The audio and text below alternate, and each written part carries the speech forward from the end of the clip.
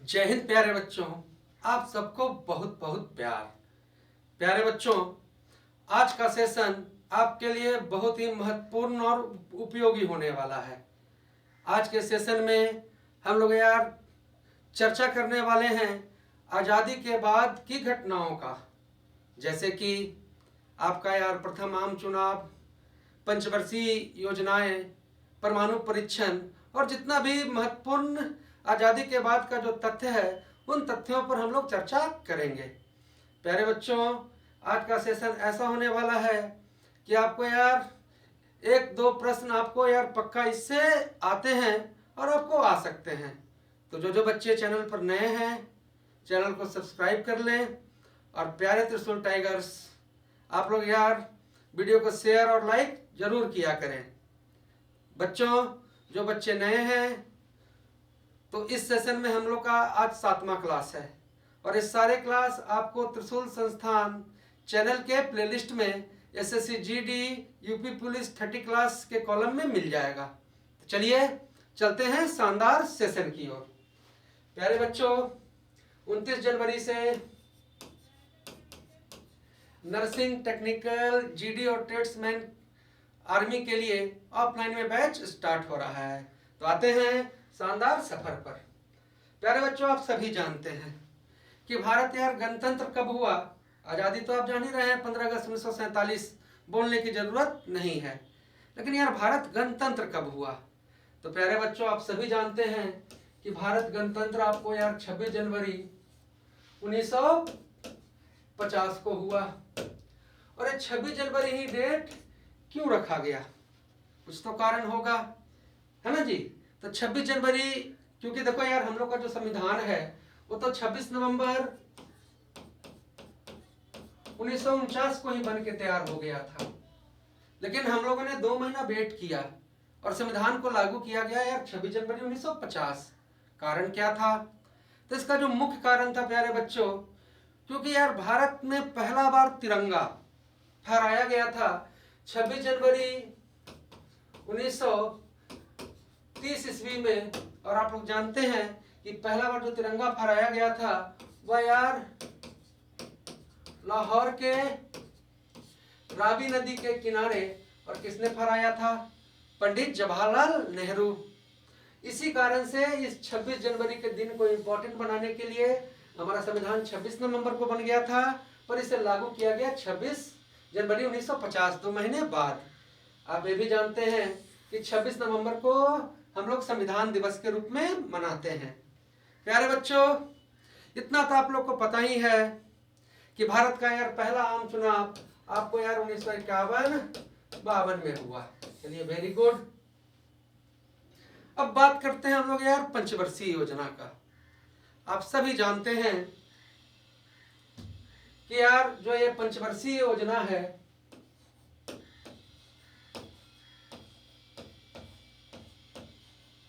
जो बच्चा इसको देखेगा तो पंचवर्षीय योजना से जितना मुख्य इंपॉर्टेंट चीज है उस चीज को मैं अच्छे तरीके से आपको क्लियर कर रहा हूं। तो पंचवर्षीय योजना क्या है भाई? ये पंचवर्षीय योजना आप सभी जानते हैं कि भारत में 12 पंचवर्षीय योजना चला। और जो पहला पंचवर्षीय योजना आप कब से कब रहा? तो 1951 से 1956 तक। प्यारे बच्चों, अभी पंचवर्षीय योजना जानने से पहले हम लोग को जानना है क्या कि सबसे पहले योजना आयोग बना।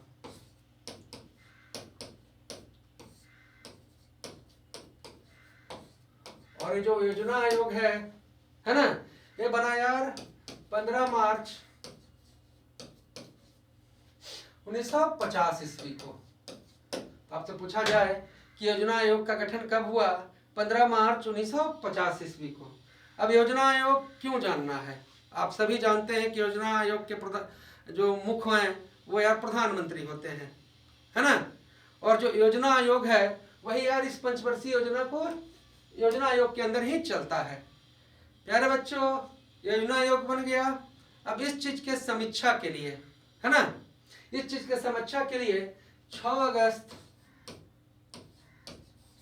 1952 ईस्वी में राष्ट्रीय विकास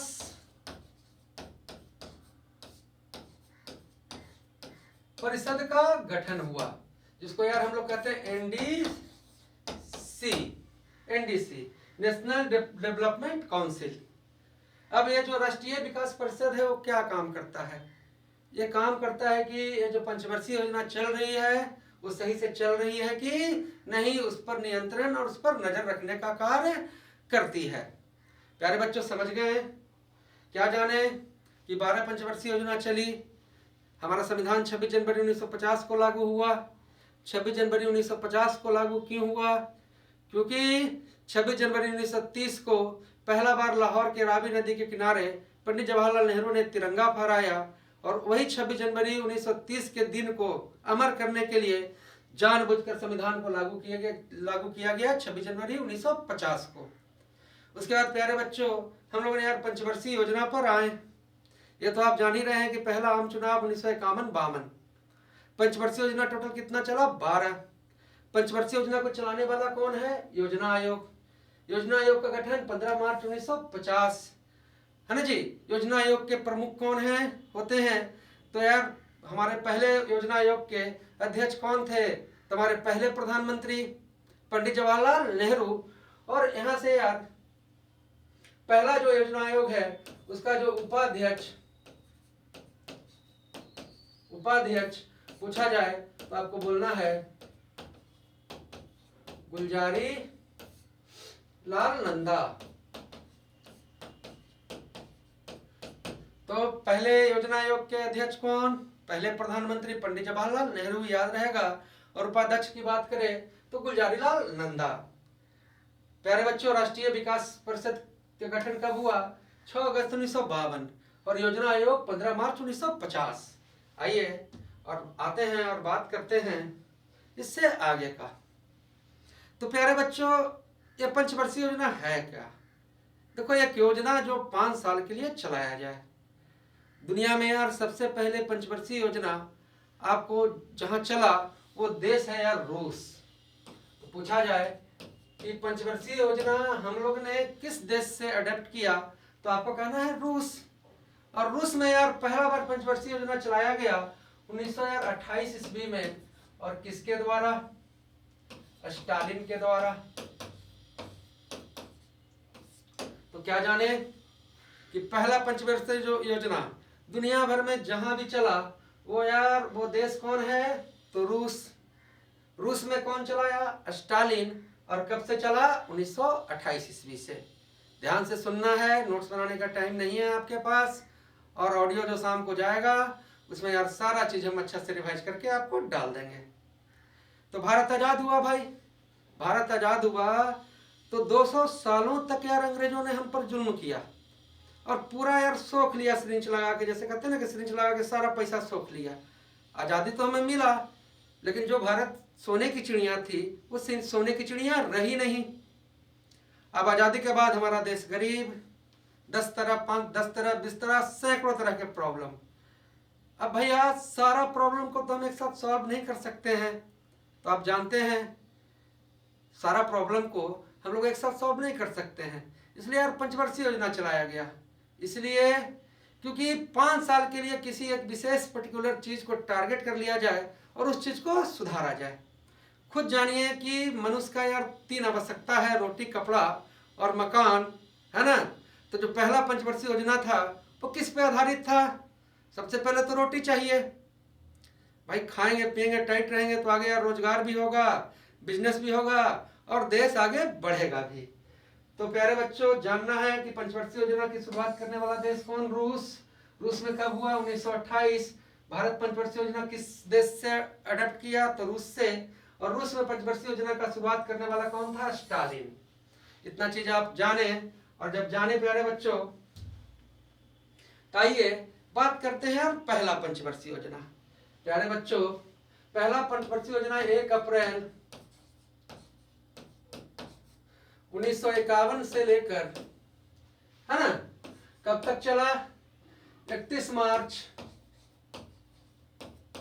1956।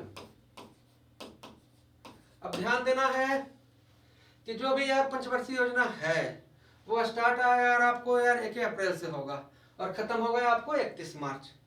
और पहला पंचवर्षीय योजना में आपको फोकस क्या किया गया, तो यार कृषि को, खेती को, खेती होगा तब ना भाई रोटी आएगा।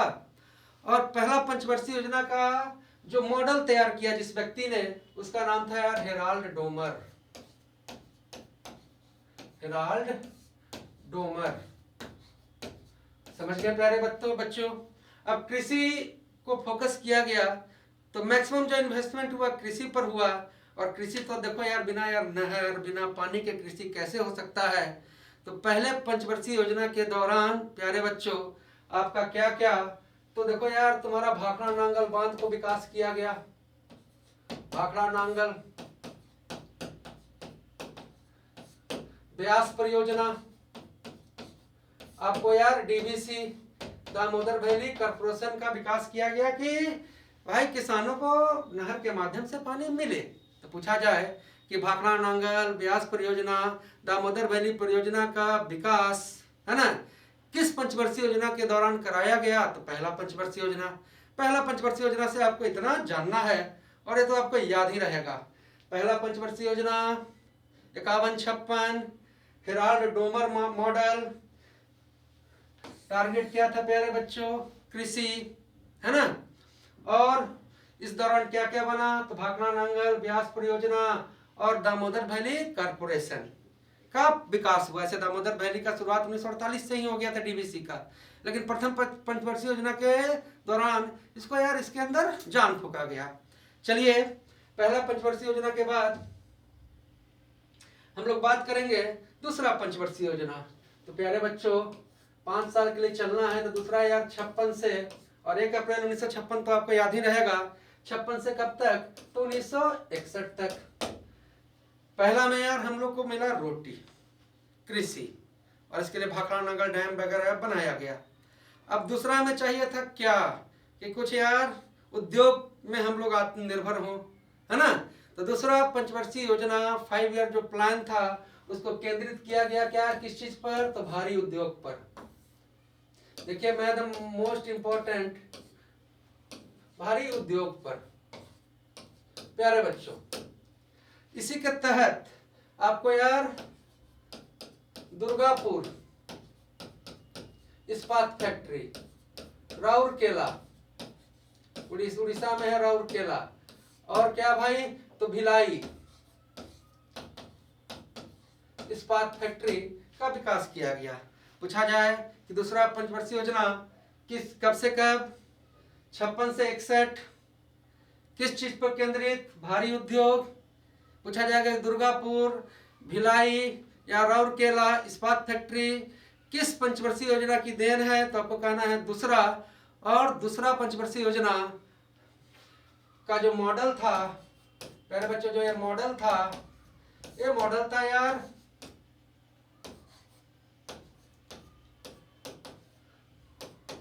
महालनोबिस मॉडल, याद रखेंगे महालनोबिस मॉडल। तो क्या क्या जाने भैया, पहला पंचवर्षीय योजना कृषि, हेराल्ड डोमर मॉडल, है ना। दूसरा पंचवर्षीय योजना भारी उद्योग, और कौन मॉडल, तो महालनोबिस मॉडल।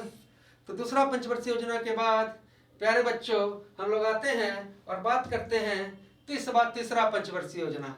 अब तो तुम्हारे मन में खुद ही आ गया होगा कि तीसरा पंचवर्षीय योजना आपको यार कब से कब चला, तो आप फट से कहिएगा कि भैया 61 तक तो दूसरा चला था, तो 61 से 1966 तक चलेगा।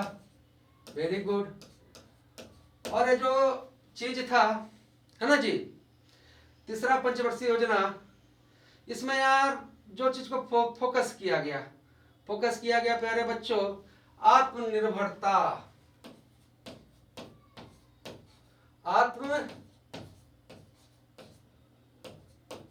अब भैया रोटी आ गया और फैक्ट्री में खुल गया, है ना जी, तो आत्मनिर्भर बनाना था भारत को, है ना जी। और स्वतः स्फूर्त रोजगार, प्यारे बच्चों, तीसरा पंचवर्षीय योजना का टारगेट सेट किया गया था कि आत्मनिर्भर बनाना है और इस ढंग से बनाना है कि रोजगार अपने आप उत्पन्न होवे, स्वतः स्फूर्त रोजगार। लेकिन प्यारे बच्चों, इसका जो मॉडल तैयार किया, इसमें 3 व्यक्ति थे। पहला था यार जॉन सैंडी, तो आप सैंडी याद रखिए। दूसरा व्यक्ति थे यार चक्रवर्ती, और तीसरा आपको वही जो दूसरा पंचवर्षीय योजना में मॉडल तैयार किए थे, वो कौन जी? महालनोबिस, पीसी महालनोबिस। प्यारे बच्चों, पीसी महालनोबिस। लेकिन देखो, हम लोग को ध्यान देना है कि जो तीसरा पंचवर्षीय योजना हम लोग का है ना, जो तीसरा पंचवर्षीय योजना है प्यारे बच्चों, ये सबसे ज्यादा फेलियर है ना। हमने आत्मनिर्भरता, स्वतः स्फूर्त रोजगार सब काम किया, लेकिन ये फेलियर है। और फेलियर होने का कारण क्या है? इसमें फेलियर होने के कारण यह है कि देखो यार, 1962 ईस्वी में चीन ने हम पर आक्रमण किया, और 1965 में पाकिस्तान कहां मानने वाला था? पाकिस्तान ने आक्रमण किया। और प्यारे बच्चों, 1966 ईस्वी में, है ना, भयंकर सूखा पड़ा। बताओ भाई, इतना इतना कांड हो जाएगा, है ना, तो क्या विकास होगा? दो को लड़ाई लड़े और लड़ाई से थोड़ा सा स्थिर हुए, तो आपको यार मतलब कि सूखा पड़ गया। अब सोचना है कि 1962 में चीन ने हम पर आक्रमण क्यों किया भाई? क्या इसको दुश्मनी थी हमसे? तो थोड़ा सा यार इस चीज को आके आप इधर देखिए कि क्यों चीन ने यार हम पर आक्रमण किया। देख भाई, जब भारत आजाद हुआ, है ना, तो हमारा यार 2 दुश्मन। पहला दुश्मन यार पाकिस्तान, जो कोई समझौता से नहीं मानेगा, इसके साथ कुछ भी समझौता कर लो, पाकिस्तान मानने वाला नहीं है ना। और दूसरा यार छुपा हुआ हम लोग का दुश्मन कौन है? चीन। हाँ, लेकिन भारत आजाद हुआ यार, तो सोचा पाकिस्तान तो ना मानेगा, लेकिन चलो यार चीन के साथ एक समझौता कर लेते हैं। तो चीन के साथ हम लोगों ने यार 1954 ईस्वी में आपको यार पंचशील समझौता किया, और जिसमें हम लोगों ने नारा दिया कि यार हिंदी चीनी भाई भाई, मतलब कि हिंदुस्तान का आदमी और चीनी, हिंदी चीनी आपका क्या भाई प्यारे बच्चों? भाई भाई, भाई भाई। लेकिन यार ये भाई तो बन गया कसाई, हैं? और देखो हुआ क्या, मान लो यार कि ये भारत का बाउंड्री है, मान लो, कौन सा तुमको नक्शा बनाना है, और ये आपको यार चीन है, ये आपका चीन ऐसे मान लीजिए, और ये जो यार खाली जगह जो मान रहे हो, देख रहे हो, ये आपका तिब्बत है। अब चीन का निगाह तिब्बत पर पड़ गया। भाई हमसे तो भाई भाई किए हुए हैं, लेकिन यार तिब्बत को कह रहा है, तिब्बत को चीन कह रहा है कि आए हम तुम्हारे देश में आएंगे, रोड बना देंगे, फलना ढिकना सब चीज हम अपने अंडर में करेंगे, है ना, चाहे तुम प्रेम से मानो, नहीं तो जबरदस्ती हम करेंगे। भाई दुश्मन का बाउंड्री जब तिब्बत को कब्जा में करेगा चीन, तो हमारा बाउंड्री के साथ मतलब कि वो अटैच हो रहा है, वो रोड बनावेगा यहाँ से, तो सब टैंक और तोप हमारे बाउंड्री तक ले आवेगा, तो हमें तो यार अंदर अंदर से आपत्ति रहेगा ही। और तिब्बत को भी आपत्ति था। तिब्बत में उस समय भाई सबसे बड़े जो नेता थे वो थे यार दलाई लामा, और दलाई लामा किसी भी कीमत पर नहीं चाहते थे कि भाई हम चीन के अंडर रहें। कोई क्यों किसी के अंडर हम रहेंगे? मान लीजिए कि हम गरीबे हैं, हमारे घर में रोड नहीं, मान लो तुम्हारा कोई जमीन है और जबरदस्ती कोई बगल वाला कहे कि ना बाउंड्री मार देते हैं, अच्छा कर देते हैं, तो भाई तुम्हारा कोई गलत मंशा है तभी तुम ऐसा कर रहे हो।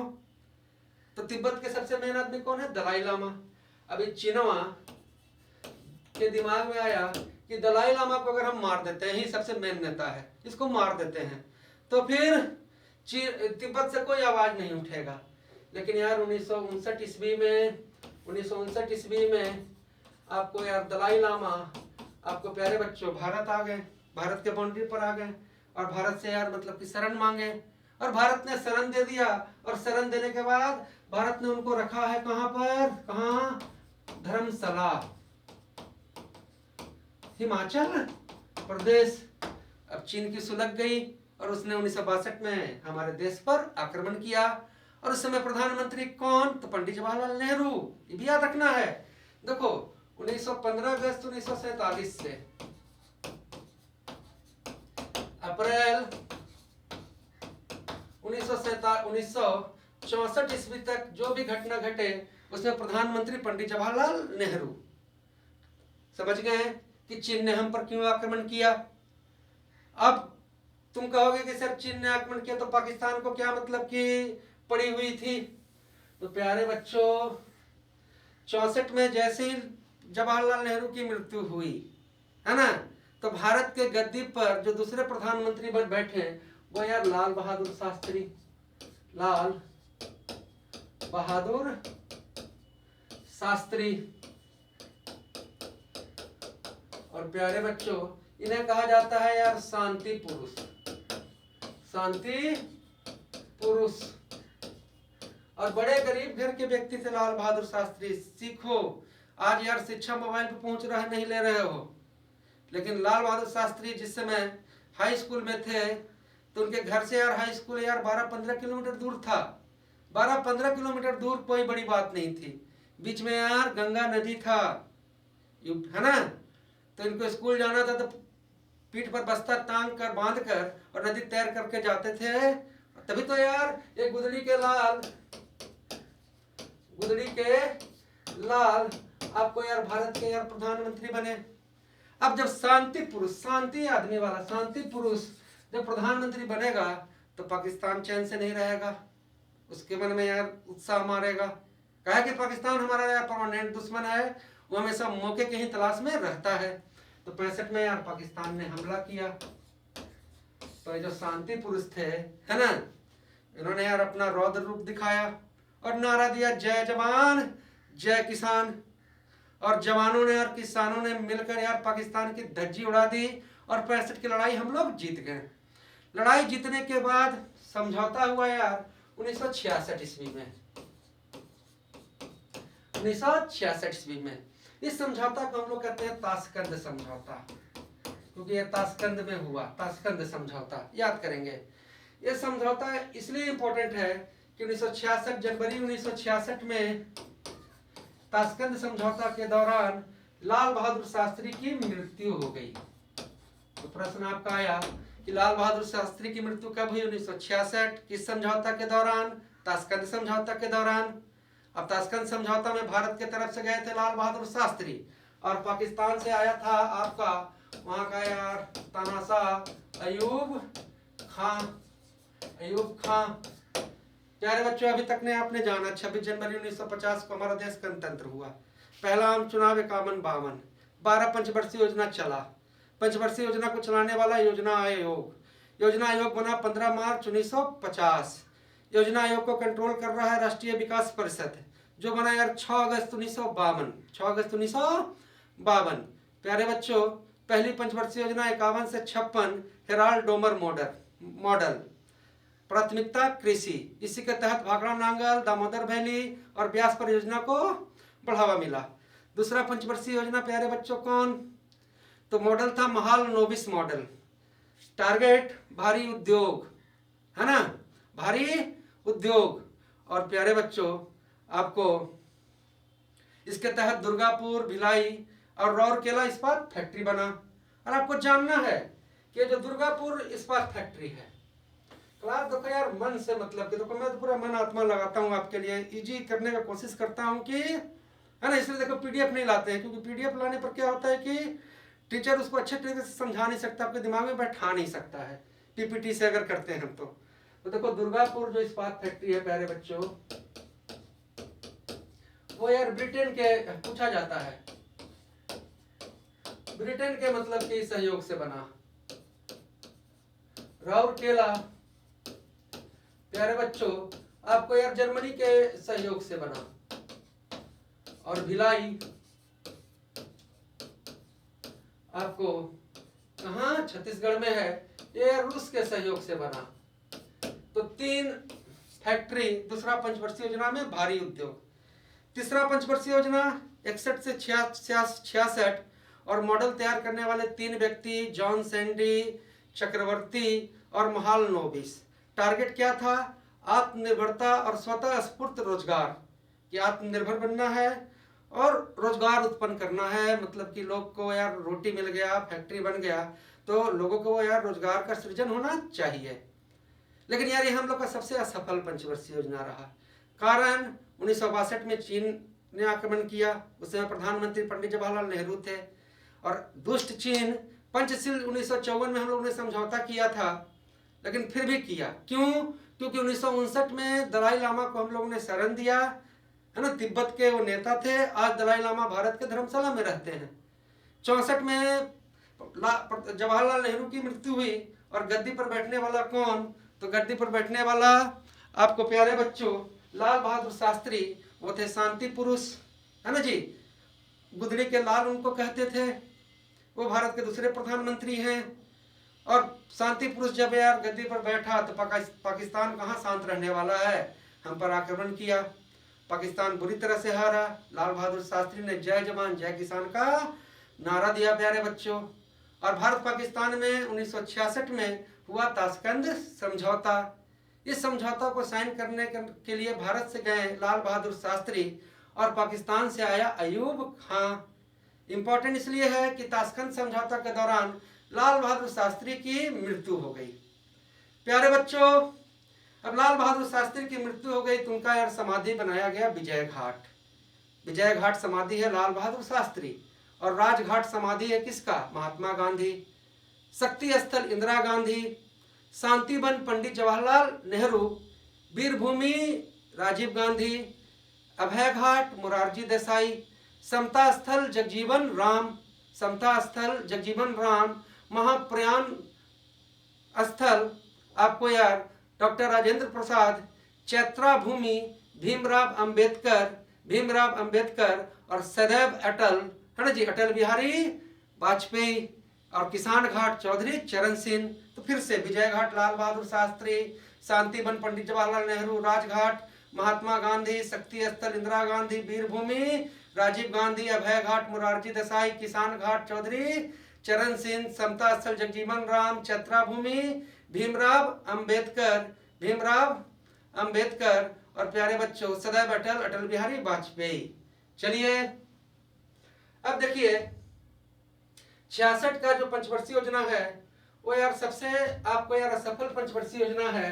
तो पंचवर्षीय योजना में देखिए आपको यार, है ना, जितना दिन पंचवर्षीय योजना चला 51 से लेकर 2017 तक चला, इसमें यार 7 वर्ष का अवकाश काल रहा। 7 वर्ष के लिए अलग अलग आपको यार प्रोग्राम लॉन्च किया गया।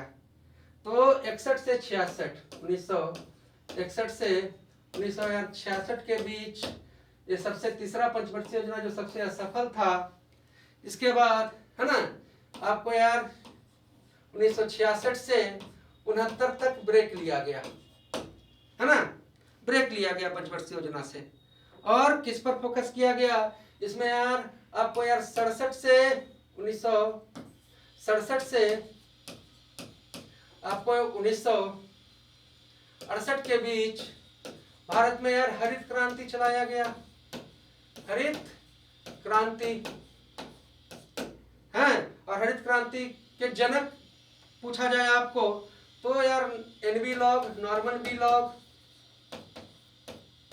और नॉर्मन बी लॉग को यार 1970 में हरित क्रांति के जनक होने के कारण ही आपको नोबेल पुरस्कार मिला।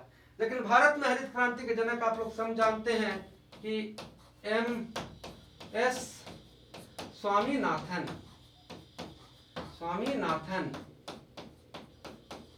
तो पहला अवकाश काल कब रहा? 1966 से 1969।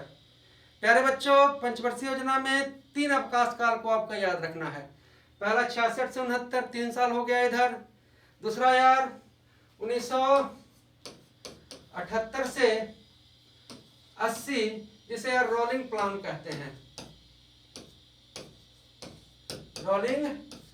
कहते हैं, और तीसरा जो अवकाश काल रहा प्यारे बच्चों 1990 से 1992। तो देखो यार पहला अवकाश काल 3 साल, इधर 2 4 साल और 7 साल, 3 अवकाश काल था, है ना जी। पहला को हम लोग कहते हैं योजना अवकाश काल, दूसरा को यार रोलिंग प्लान, और तीसरा को यार अवकाश काल कहा जा रहा है। 1990-92 है। पहला के पीछे कारण कि तीसरा पंचवर्षीय योजना हमारा फ्लॉप रहा। फ्लॉप होने का कारण क्या कि चीन ने भी आक्रमण किया, पाकिस्तान ने भी आक्रमण किया और भयंकर सूखा आया। तो हम लोगों ने 3 साल का ब्रेक लिया और 1-1 साल की कुछ योजना चलाई। उसमें जो इम्पोर्टेंट आपको योजना था वो हरित क्रांति, पहला अवकाश काल को। दूसरा अवकाश काल का कारण आगे चलेंगे तो पता चलेगा।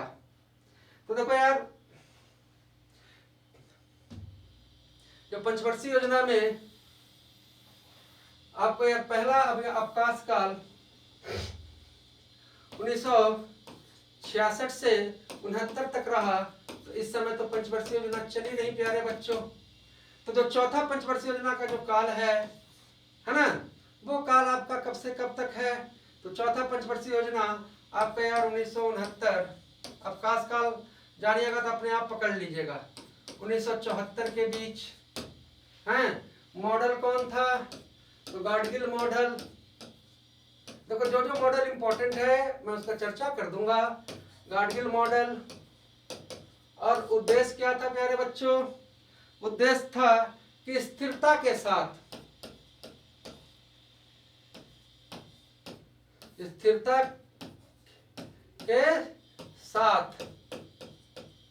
आत्मनिर्भर बनना है। आत्मनिर्भर आपको बनना है स्थिरता के साथ। प्यारे बच्चों आपको ध्यान रखना है, आप लोग जानते होंगे कि 14 बैंक को स्थिरता के साथ आत्मनिर्भर बनना चौथा का मॉडल गाडगिल मॉडल। और हम लोग को जानना है प्यारे बच्चों कि देखो यार 1969 ईस्वी में 14 बैंकों का राष्ट्रीयकरण हुआ। तो पूछ दे कि 14 बैंकों का राष्ट्रीयकरण किस पंचवर्षीय योजना के तहत हुआ? तो चौथा। 1969 में ही यार हमारा क्या बना? तो इसरो बना। तो इसरो का भी गठन आपको यार चौथा पंचवर्षीय योजना के तहत। प्यारे बच्चों गहरी सांस लीजिए, थोड़ा सपोर्ट में आइए, प्यार कीजिए और अपने आप से प्यार कीजिए सबसे ज्यादा। चौथा के बाद हम लोग बात करेंगे प्यारे बच्चों पांचवा पंचवर्षीय योजना। देखिए जो मुख्य इंपॉर्टेंट चीज है उसको मैं डिस्कस करते चलता हूं। अब देखो पांचवा पंचवर्षीय योजना प्यारे बच्चों, अब देखो यार 1969 से आपको यार 1974 आपका यार चौथा था। तो पांचवा कब होना चाहिए? 1974 से 1979 होना चाहिए था। लेकिन आप जानते हैं कि 1975 में इंदिरा गांधी ने आपातकाल घोषित किया देश में। आपातकाल घोषित होने के बाद पूरा जो देश का जनता है इंदिरा गांधी के अगेंस्ट हो गया और पहली बार 1977 के चुनाव में गैर कांग्रेसी प्रधानमंत्री बने मोरारजी देसाई। तो पहला गैर कांग्रेसी प्रधानमंत्री 1977 ईस्वी में आपको कौन बने? मोरारजी देसाई। भैया मोरारजी देसाई प्रधानमंत्री बने, लेकिन इसमें यार इंदिरा गांधी को सत्ता से बेदखल करने में सबसे ज्यादा जो रोल था वो था यार जयप्रकाश नारायण का। जयप्रकाश नारायण का बिहार के ही थे, जिन्हें हम लोग यार लोकनायक कहते हैं। और इन्होंने चलाया था सर्वोदय आंदोलन। इन्होंने चलाया था सर्वोदय आंदोलन।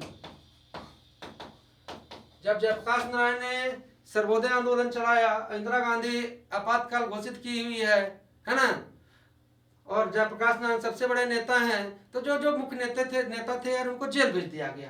तो जयप्रकाश नारायण को भी जेल भेजा गया और जेल में उन्होंने यार एक पुस्तक लिखा जिसका नाम था प्रिजन डायरी। तो चलिए जाने प्रिजन डायरी। तो क्या जाने 1977 में चली गई इंदिरा गांधी की सरकार हैं, और ये जो पंचवर्षीय योजना चलना था 5 साल। जैसे यार मोरारजी देसाई भारत के पहले गैर कांग्रेसी प्रधानमंत्री बने, कहा कि सबसे पहले हम बंद करेंगे पंचवर्षीय योजना का।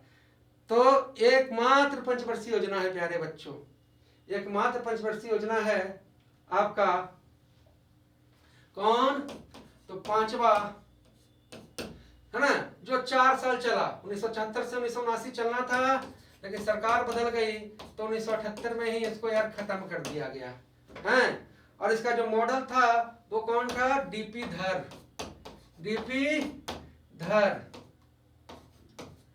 डीपी धर मॉडल पर यह आधारित था, डीपी धर।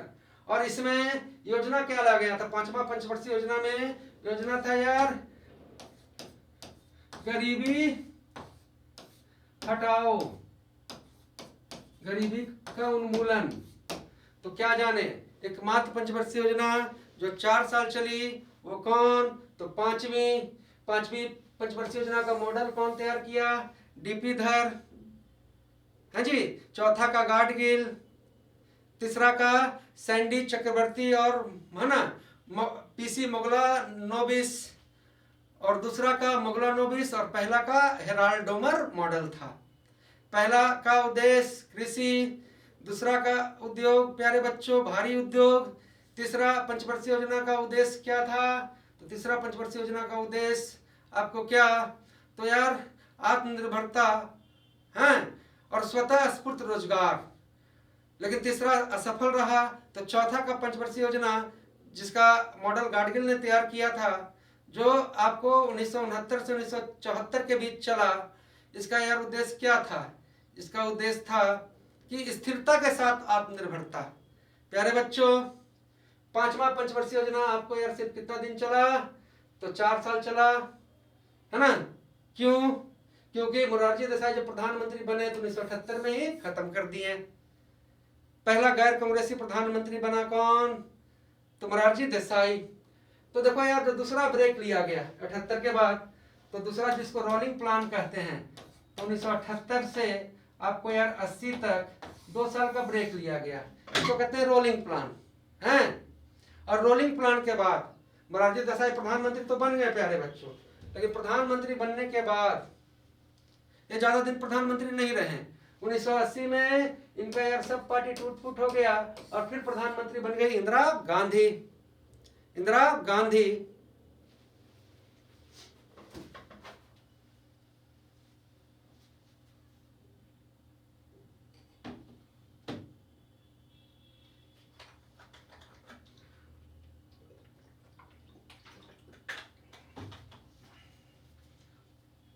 और 1980 से 1985 के बीच 1980 से 1985 के बीच आपको यार पंचवर्षीय योजना कौन सा चला?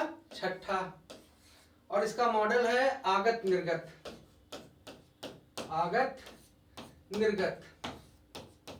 मतलब क्या कि आउटपुट और इनपुट पर आधारित था। आउटपुट और इनपुट, ये कौन सा पंचवर्षीय योजना है? आपका छठा। और प्यारे बच्चों, इसमें क्या था? गरीबी उन्मूलन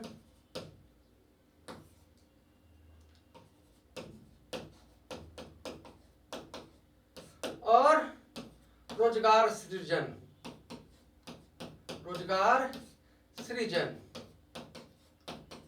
आपको ध्यान देना है कि देखो यार, नाबार्ड कृषि का बैंक है नाबार्ड। ये जो नाबार्ड आपको यार 1982 में बना, और पूछा जाए कि नाबार्ड किस पंचवर्षीय योजना में नाबार्ड का गठन हुआ, तो आपको कहना है छठा पंचवर्षीय योजना। छठा के बाद हम लोग कहाँ आएंगे प्यारे बच्चों? तो छठा के बाद हम लोग 7वां में आएंगे। और 7वां जो पंचवर्षीय योजना है वो कब? तो 1907वां आपका यार 1985 से 1990 के बीच। उसमें प्रधानमंत्री आपको और इसमें ज्यादा कुछ नहीं जानना है। इसका यार सारा मॉडल और सारा जो उद्देश्य वही था जो आपको यार छठा का था। छठा के बाद छठा 7वां सेम है। 7वां के बाद प्यारे बच्चों पंचवर्षीय योजना में आपको आया 8वां। और 8वां जो पंचवर्षीय योजना है, तो आपको ध्यान देना है यहाँ पर क्या कि देखो यार, पहला अवकाश काल कब? तो 1966 से 1969 के बीच। दूसरा 1978 से 1980 के बीच, और तीसरा 1990 से 92 के बीच, 1990 से 1992 के बीच। तो भाई जो 8वां पंचवर्षीय योजना है ना, वो कब से कब चलेगा? अब कह दीजिएगा 90 से 95 कैसे चलेगा भाई? 90 से 95 तो अवकाश काल था, 3 अवकाश काल है, 3 साल, 2 साल और 2 साल, याद रखना है आपको। ये चला यार 1992 से लेके 1997 तक। और इसका मॉडल क्या था भाई? तो Miller model, Miller model, Miller model. और प्यारे बच्चों, और आपको इसमें क्या जानना है कि इसमें क्या था कि मानव संसाधन का उपयोग, मानव संसाधन, मानव संसाधन का उपयोग,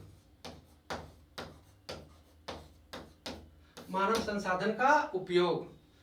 अब कहिएगा मानव संसाधन का क्या उपयोग? तो देखो हम लोग मानव हैं और मानव भी संसाधन हो सकता है।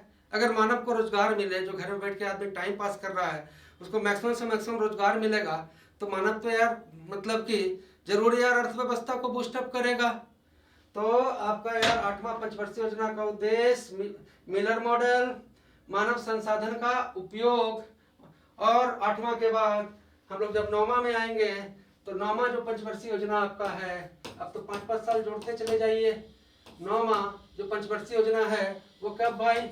1997 से 2002 ईस्वी तक, है ना। और इसका मॉडल था यार आगत निर्गत, आगत निर्गत मतलब कि आउटपुट इनपुट। तो 9वां और छठवां पंचवर्षीय योजना का जो मॉडल था वो आगत निर्गत था। अब देखो यार मानव संसाधन का उपयोग में लाया जाए, इसके लिए यार प्रधानमंत्री रोजगार योजना की शुरुआत हुई। प्रधानमंत्री रोजगार योजना, रोजगार योजना। तो पूछा जाए कि प्रधानमंत्री रोजगार योजना किस पंचवर्षीय योजना की देन है, तो आप फट से कहिएगा यार 8वां। और 8वां कब? 92 से 97। और 9वां कब प्यारे बच्चों? तो 9वां आपको यार 1997 से 2002। उसी तरह से यार 10वां आपका 2002 से 2007। 11वां 10वां का उद्देश्य था कि समानता के साथ विकास, समानता के साथ विकास मतलब जात पात का भेदभाव मिटाकर समानता के साथ विकास होना चाहिए। 11वां पंचवर्षीय योजना प्यारे बच्चों 2007 से, है ना जी, 2012। और यार 12वां पंचवर्षीय और अंतिम पंचवर्षीय योजना, है ना जी, आपको कब? तो 2012 से 2017। इन दोनों का उद्देश्य था यार 11वां 12वां का समावेशी विकास। मतलब क्या कि जैसे हो तैसे विकास करना है। मोटा मोटी यार जितना पंचवर्षीय योजना से इंपॉर्टेंट था उस चीज का चर्चा मैंने किया। प्यारे बच्चों, एक बार फिर इस चीज को आप अपने मन में रिवाइज कीजिए। पहला पंचवर्षीय योजना, पहले योजना आयोग बना 15 मार्च 1950। फिर राष्ट्रीय विकास परिषद बना 6 अगस्त 1952। योजना आयोग के अध्यक्ष प्रधानमंत्री और पहले योजना आयोग के अध्यक्ष पंडित जवाहरलाल नेहरू, उपाध्यक्ष गुलजारीलाल नंदा। पंचवर्षीय योजना चलाई जाती है योजना आयोग के तहत और देख रेख करता है राष्ट्रीय विकास परिषद। पहला 51 से 56 कृषि और कौन? Herald Domar model. दूसरा 56 से 61, क्या प्यारे बच्चों? 56 से 61 मॉडल महालनोबिस मॉडल। और उद्देश्य भारी उद्योग, जिसके तहत दुर्गापुर, राउरकेला और भिलाई इस्पात कारखाना बनाया गया।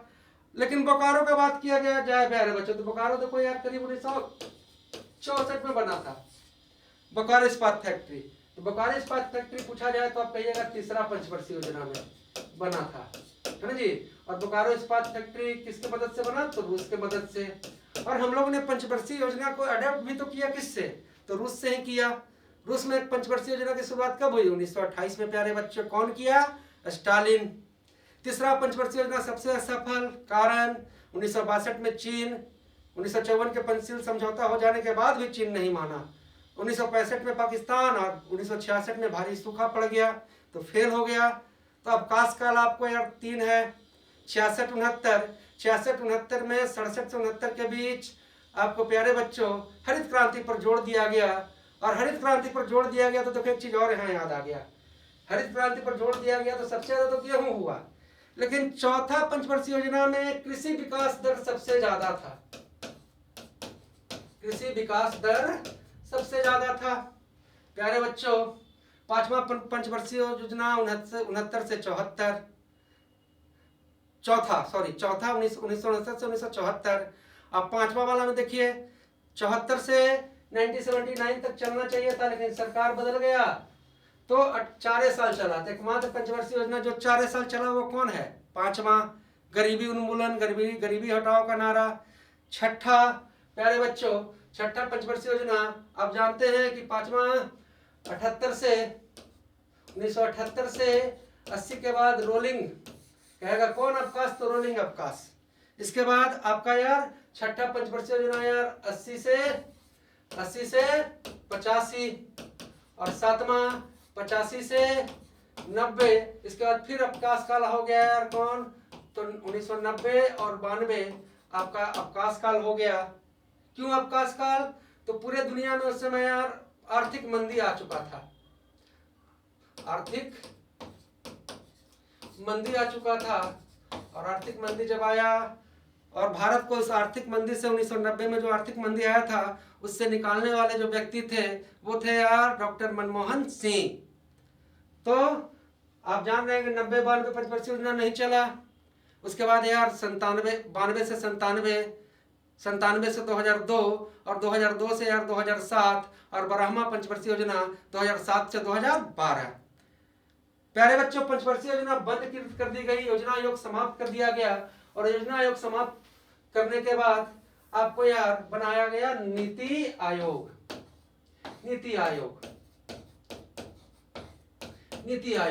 और नीति आयोग का गठन हुआ 1 जनवरी 1950 ईस्वी।